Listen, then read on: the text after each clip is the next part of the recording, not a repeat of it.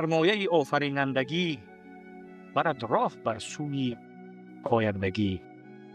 درود و پیام فراوان بینندگان ارجمند تلویزیون و سینما، نشر نوبتی برنامه آفرینندگی است منظور شما.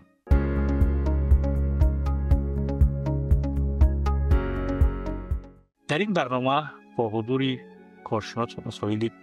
محیط زیستی و اکولوژی، دانشمند طبیعت شناس جوان ما نامور کربن و یک صحبت داریم در حاشیه کنفرانس سطح بلندی ایفیسیک یکاف در دوشنبه سبهای 29-31 می دایر گردید و ما خوب بدانید که دوشنبه ما میزبان کنفرانس سطح بلندی ایفیسیک یکاف بود و در آن از 80 دولت دنیا اگر اشتباه نشود و 2500 نماینده شرکت دیدن. محفل‌های گوناگون اختصاصی هم دارید، فستیوالی کلان هم دارید که مثلا پوری کسی پیاکار در بر بگیرید و بالای بلند این همایش که این دیشنسکی کلان محفل ویژه‌ای که کنفرانس بین‌المللی سطح بلند که 3 می با حضور سرور دولت دارید و در اونجا گفتگوها سر حفظ پیاک به صورت گرفت و مخصوصا مسئله تطبیق قطعنامه سازمان ملل متحد و در مسئله اعلام نمودن سازگاری نظام فعال بین‌المللی حفظ پیاک و پیشنهادات خوب هم دارید. دلیل شما هم در اونجا وظیفه کارشناسی مسئله های محیط زیستی و اکولوژی شرکت و سخنرانی کردید و صحبت امروزه ما را محدود می‌کنیم در مورد اقدامات دولت فیلیپین در حاشیه کنفرانس سطح بلندی و در اینجا شروع کنیم که شما به اشتراک کردید 3 روزی برگزار شد در اون نشست ویژه اشتراک کردید در اون محفل‌های مخصوصی که اونجا شد در 2 مجلس پلنری هم شرکت و سخنرانی کردید. از اون به ما بگید در اون حال هوا. تشکر زیاد. واقعا هم کنفرانس بین‌المللی سطح بلند باید بر حفظ پیاک که درام روزهای 29-31 می سال چهره در پایتخت جمهوری تاجیکستان دوشنبه شهر دایر گردید. این نخستین کنفرانس در این مقیاس و با چنین محتشمی بود و اگر اینجا ما با مسئله های گلاسیولوژی کریاسفری نظر نماییم، اولین مرتبه مشکلات مربوط به پیاک در محور اندیشه های آدمو هنوز سال 1894 قرار گرفت و ضمن برگزاری کنگرس ششم گیولوگ ها اولین مرتبه کمیسیه بین‌المللی آیین به پیاک تأسیس یافت و در آن زمان هرچند اولین مشاهده های ویزوئالی دایر و حالت پیاک گذرانیده شدند و نتیجه های اندازه به دست آمدند، ولی به اندازه‌ای که امروز تغییریابی اقلیم مرکب گردیده است، مخصوصا تاثیرات آنتروپوژنی روند تغییریابی اقلیم دگرگون ساخته است، در آن زمان در اندیشه عالمان چنین فهمش ها جای نداشت و اگر با مرور زمان در ابتدای عصر 20 علاقه بعد از دوره سردشوی سیوم یک مشاهده ها در منطقه های قطبی آرکتیکا به نظر رسیدند که تا اندازه گرمشوی لوکالی اقلیم در کره شمالی به قید گرفته شد و با نظر داشت این مسئله اداره سازمان ملل متحد اوید به مسئله های معارف علم و فرهنگ یعنی یونسکو و اینجوری سازمان جهانی آب و هواشناسی سالهای 1965 و 74 10 ساله بین‌المللی گیدرولوژی نام می‌شد و در دایره این 10 ساله اولین مرتبه مانیتورینگ برف، پیاک و اینچنین در بعضی محیط‌های کریاسفری اولین مرتبه مانیتورینگ گذرانیده شد و هنوز هم مسئله تغییریابی اقلیم و تاثیرات منفی آن به حالت پیاک همچون عنصر حساس به روند مذکور به نظر نمی رسید و مخصوصا پس از آن که سال 1976 اولین مرتبه یک گزارش مخصوص آید به پرتاب گازهای گلخانه‌ای انتشار یافت، از آن زمان مشکلات گرمشوی گلوبالی اقلیم به میان آمد و پس از این دوام 14 ساله است که تغییریابی اقلیم به نهایت به سرعت بلند ادامه دارد و موافق مشاهده ها در 1400 سال اخیر همه سال گرمترین این سال 1998 بود، ولی در سال 2016 هم علاقه این رکورد را گرمای تابستان 2016 هم شکست و در سال 2023 علاقه حرارت میانه کره زمین به 16 9 درجه رسید که نسبت به حرارت مقرره قریب 2 درجه سلسیوس زیاد بود و با نظر داشت همین مشکلات دوام 2 ساله است که جمهوری تاجیکستان مخصوصا در شخصیت پرزیدنت اون پیشوای ملت محترم امامعلی رحمان پیوسته اقدام‌های مربوط به آب اقلیم با راه اندازی میکنند که این اقدام‌ها در پیشبرد روزنامه جهانی آب بسیار نقش مؤثر دارند و اگر ما در این اقدام‌ها از نگاه علمی نظر نماییم آن دریافت‌هایی که عالمان از نگاه تخصصی به دست آوردند پیوسته به همین اقدام‌ها طبعا می‌آیند بنابراین آنها از جانب جامعه جهانی پذیرفته شدند و مهمیت این مسئله در آن ظاهر می‌گردد که امروز آبشوی پریخ‌ها در تمام منطقه‌های کره ارض به نظر می‌رسد و چی از گذشته که مسئله‌ها را بررسی کرده آمدیم به طور اجمالی هیچ یکی از این مسئله گزاری‌ها که در میتوس منطقوی و بین‌المللی بودند با تشبث پنجم جانب تاجیکستان که همچون سال بین‌المللی حفظ پریخ‌ها اعلام گردید سال 2025 مسئله را به طور واضح و اکتوالی بودن اون رو روشن نشان داده نتوانست. ببینید آمدنی مشکل ببینید مشکل همین گرمشوی که آبشوی پریخ مسئله دیگر در نتیجه گرمشوی اقلیم گرمشوی اصلا تدریجی و ایوالیوسیونی اون ایوالیوسیونی با بسیار وسعت نوعی که مسئله او قبطی او وسعتیابی قبطی او دنیا فرقی دیگر این طرف این آبشویشون مثلا در انتارکتیدا همین آبشوی یخ‌ها مثلا 52 دیافت در این گرینلند هم همین مشکلات بود. من از این مشکلاتی که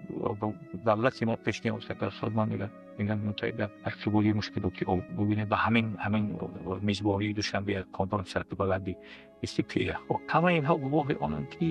مشکلاتی گلوبالی در حرکت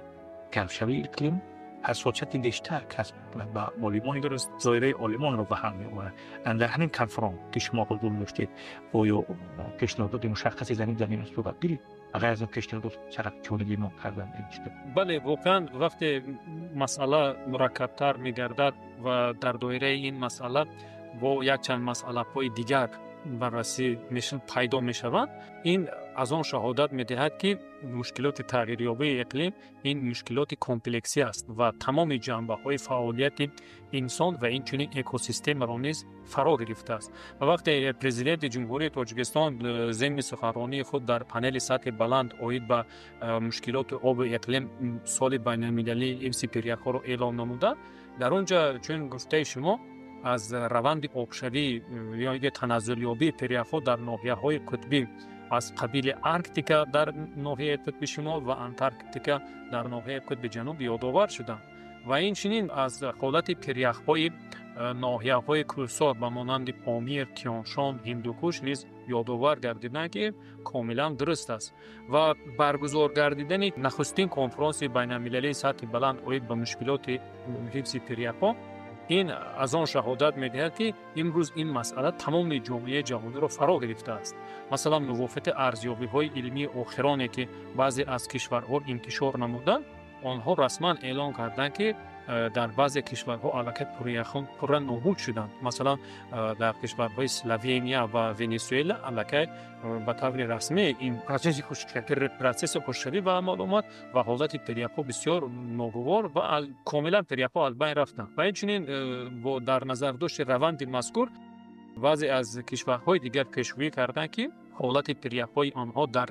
نیمه اول عصر جاری کره نابود می‌شوند که این کشورها مکزیک هستند، اندونزیا و دیگر کشورهای منطقه‌های تروپیکی. مثال این رو ما در پریخ‌های ناحیه کلیمانجارو یعنی یگانه منطقه یخستان آفریقا دیده می‌توانیم که با نظر داشت آن که میدان کشتی زمین رو چای رو زیاد کنند جنگل‌ها رو نابود کردند و در نتیجه یک بار افزایش موج‌های گرمی در اینجا به عمل آمد و در دوام سال‌های 1912 تا 76 در این منطقه بیش از 80% پریخ‌ها پورا نابود شد و موافق با چنین تمایل ادامه یافتن روند نشان می‌دهد که تا سال 2040 البته در این منطقه عموما پریخ باقی نمی‌ماند و وقتی پریخ‌ها نابود می‌شوند آنها تا اندازه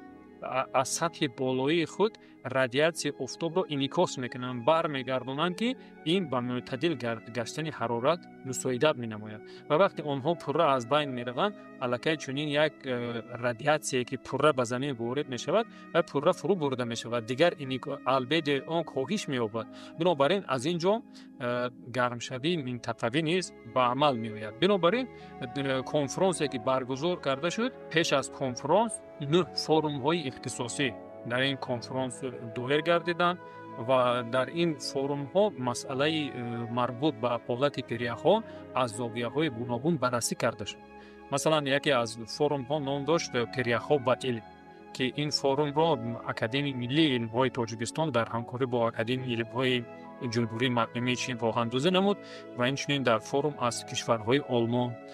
ازبکستان، قرقیزستان، قزاقستان، فدراسیون روسیه نیز عالمان نتیجه های علمی خود را پیشنهاد کردند و در اینجا الکی به طور مشخص عالمانی که پیوسته با آموزش حالت و دورنمای پیریه ها مشغول بودند در منطقه های علاقیده کره زمین اون دستاوردهای علمی خود را در ساحه کیدیاسفر و کیدیاسفر نشان دادند که از جمله آن جنبه که ما در اینجا برآمد کردیم این علاقمندی تنزلیابی حالت پیریه های سرگری دریای زرافشان و تغییریابی اقلیم یعنی گرمشوی اقلیم بود که چرا؟ چون که بیش از 70% پیریه های این منطقه نسبت به خط فرنوی خود پایان جای گرفتند. بنابراین روند تنزلیابی این پیریه ها نسبت به پیریه های حوزه دریای پنج، وقش، کوپرنیقو بیشتر به عمل آمده است و در شرایط امروزه که بعضی پیریه ها تا امروز از 2 تا 7 کیلومتر زبانه های خود را از دست دادن و این چنین قوت زبانه آنها با مرنه یعنی با جنس های کوهی پوشیده شده است که این حالت نااستواری آنها را نشان میدهد و در سطح پیریه ها کوه های پیریخی به عمل آمده است که در حالت بلند شدن حرارت هوا رخنه‌شوی این کوه‌ها به عمل میاد که این باعث آبخیزی و سیل‌های مدهش می‌گردد و دیگر آفت‌های طبیعی رو به عمل می‌آورد که این را ما در مثال حرکت پیریخ ونج خرسان در سرگاه دریای ونج مشاهده کرده می‌توانیم. بنابراین در این روند یک اقدام دیگر پیشنهاد کرده شد که در همون زبانه پیریخان یک سربندهای بنیاد کرده شدند که آنها توانند تا سد همین راه گردند و با معتدل گردیدن اقلیم منطقه از حساب آبی که در اونجا جاری می شود با معتدل گردیدن همونجا یعنی با بخار شوی و اینچنین با روند لوکالی اقلیم مساعدت نماید و همزمان یکی از مسئله های اساسی که در منطقه های کوهسار و اینچنین کشورهای رو به رشد است این با کارهای صحرایی جلب گردیدن بانوان است و موافقت ارزیابی ها ارگانیسم کودکان تا 5 ساله و اینچنین بانوان حامله‌دار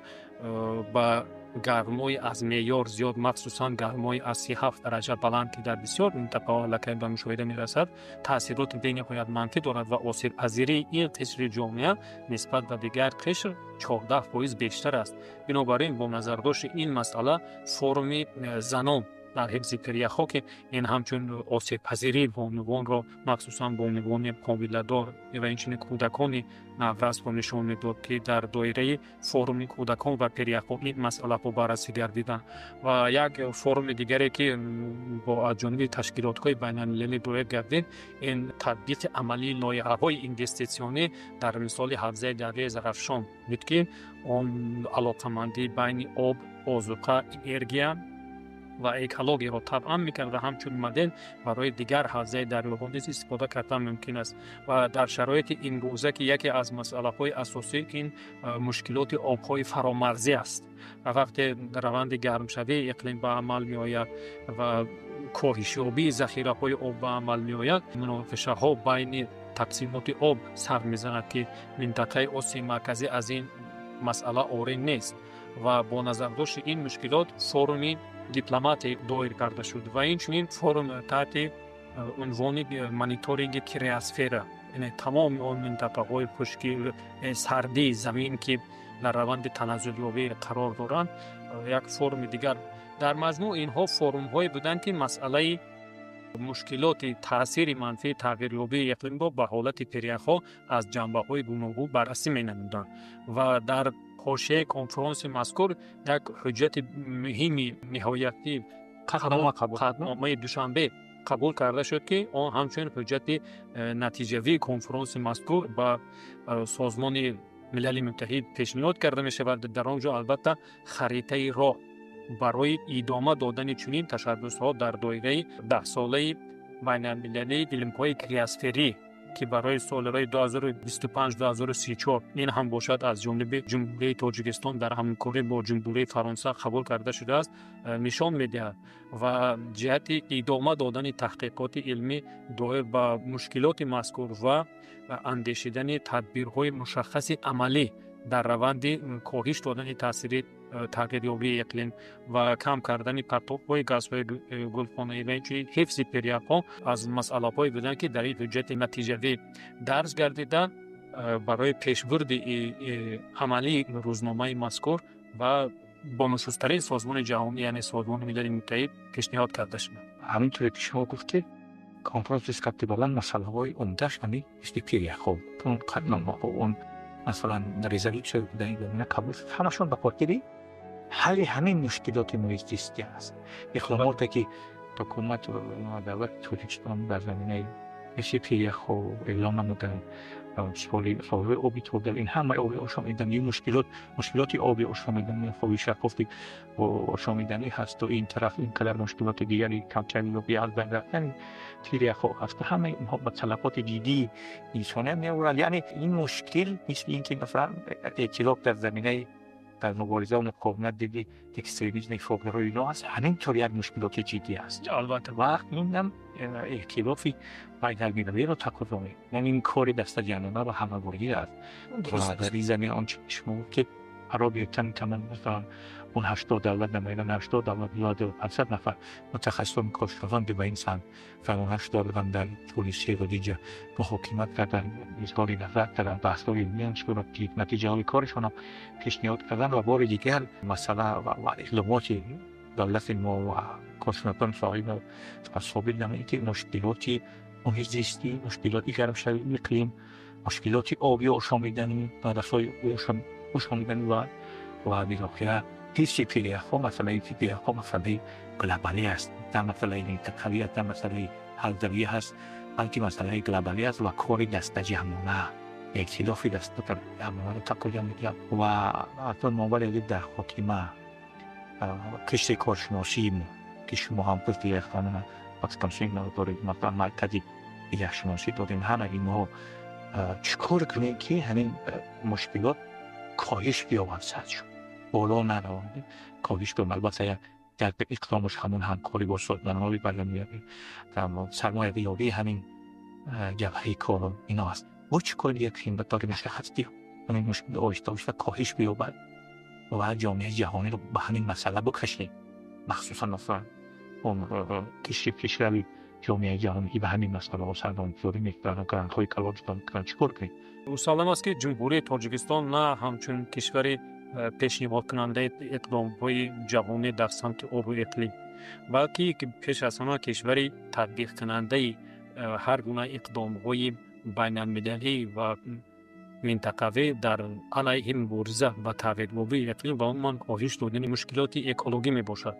و جمهوری تاجیکستان نسبت به هر گونه حجت‌های بین‌المللی که دایر به این مسئله قبول گردیدند بسیار اقدام‌های نجیب میکند و هدف‌های معین خود را در این سمت راه‌اندازی و عملی مینماید که مثلا یکی از انستیتوت‌های مهم بین‌المللی که دایر به مسئله‌های تغییریابی اقلیم هست این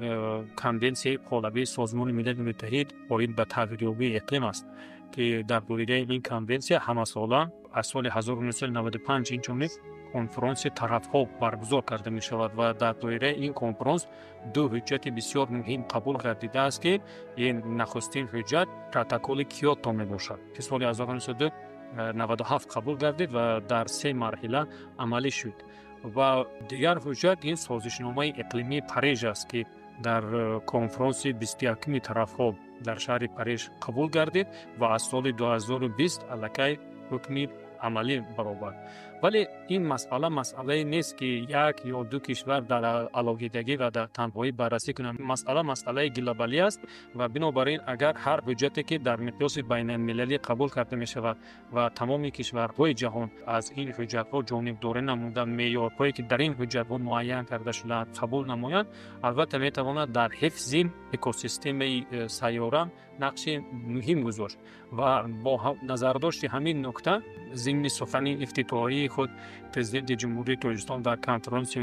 بین المللی سطح بلند باید به حفظ پریخ‌ها ابراز نمودند که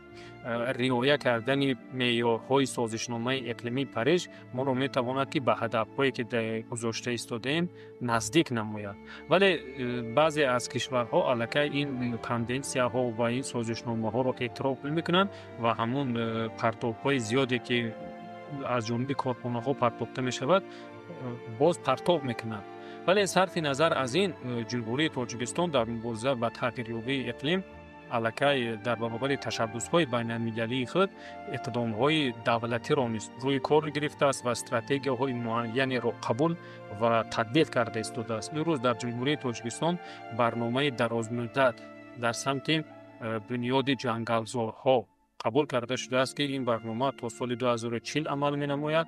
و در دایره این برنامه بنیاد جنگلزارها نیز در تاجیکستان وسعت می یابد. این اندیشه ها هنوز در سالهای 1960 و بعد از آن که در این منطقه گرمیشوی ها به قید گرفته شد، یعنی در سالهای شوروی نیز چنین اقدام بود و با نظرداشت بعضی از مسئله ها از این اقدام ها برخی کشورها دست کشیدند و برعکس برای آبشوی پریخ‌ها مساعدت نمودند و امروز ضرورت پیش آمده است که این برنامه از نو راه اندازی و عملی کرده شود، چرا که جنگلزارها نه تنها در فروبری گاز کربن یا دو اکسید کربن بلکه در معتدل گردیدن حرارت، در تازه نگاه داشتن اتمسفر مساعدت می نمایند و اینچنین در منطقه های تشکل یابی آب که بیشتر خسارات در این منطقه ها از تغییر یابی اقلیم به نظر می رسد، بنیاد انشاءات های هیدراتکنیکی عظیم با آبانبارها به نقشه گرفته شود و هر چیز زودتر بنیاد کرده شود، چرا که در این منطقه ها در برابر آبشوی با سرعت پریخ‌ها، کاهش یابی اکوسیستم ها و اینچنین ایروزیا یعنی شستشوی ها به عمل می آید که این همه ساله میلیاردها تن خاک جنس های کوهی را می تواند به پایان برد. بنابراین بنیاد انشاءات های عظیم هیدراتکنیکی این می تواند که در معتدل گردیدن اقلیم و اینچنین در تنظیم رژه هیدرولوژی دریاها نقش مهم بازد و با نظر داشت این مسئله جمهوری تاجیکستان الکی اقدام‌های نجیبی را عملی کرده است و همزمان به طور واضح استفاده نمودن حوزه دریاها طریق تونل ها نیست. این یکی برای پر کردن این شغل هیدراتکنیکی هرچند این یک لایحه گرم ارزش است و یک کشور نمیتواند که از چنین کار برای، ولی برای حفظ دست جمعونه است البته، ولی برای حفظ اکوسیستم منطقه این نقش مؤثر دارد، چرا که انشاءات های هیدراتکنیکی که در جمهوری تاجیکستان بنیاد کرده می شوند آنها از چندین جنبه منفعت آور هستند. مثلا وقتی زمان نیروگاه برق آبی نورک بنیاد کرده شد، الکی حالت میلیارتیوی بیش از 1 میلیون زمین در کشورهای پایانی به گردید و با بنیاد انشاءات چون راغون این نشان دهنده به 3 میلیون هکتار میرسد که این در برابر تولید انرژی ثبت، در برابر معتدل گرداندن اقلیم منطقه و اینچنین به حالت میلیارتیوی زمین‌های پایانی مساعدت می‌نماید. بنابراین کشورها را ضرور است که اطراف این تشبس‌هایی که از جانب سازمان ملل متحد قبول کرده شدند دست جمعانه و هدفمندانه عمل نمایند. تشکر یوسف خانباری عزیز. بار دیگر یه دوباره میشنوندگان عزیزم که در صحبت موضوع گفتن کارشناس مسئله‌های محیط زیستی و اکولوژی انبار کربن باور دارم که آنچه که انور به عنوان کارشناس و محقق متخصص ساحه ایوال داشتن رقم چیزهای برداشتی و در حفظ فریخ‌های ما در حفظ مهمترین جنبه زیستی محیط زیستی ما آب تلاش می‌ورزیم برای بالا بردن سطح فهمش‌ها و آگاهی‌ها در زمینه شناخت این مسئله‌ها تلاش صاحب تلاش فراوانی و همینطور در برابر مشکلات محیط‌زیستی از اقدامات سازنده دولت ملی هوی آهسته و پیشتر پشتیبانی کنیم. رسیدیم به پایان برنامه. روزگاری خوش و بردوام و ایام بکام.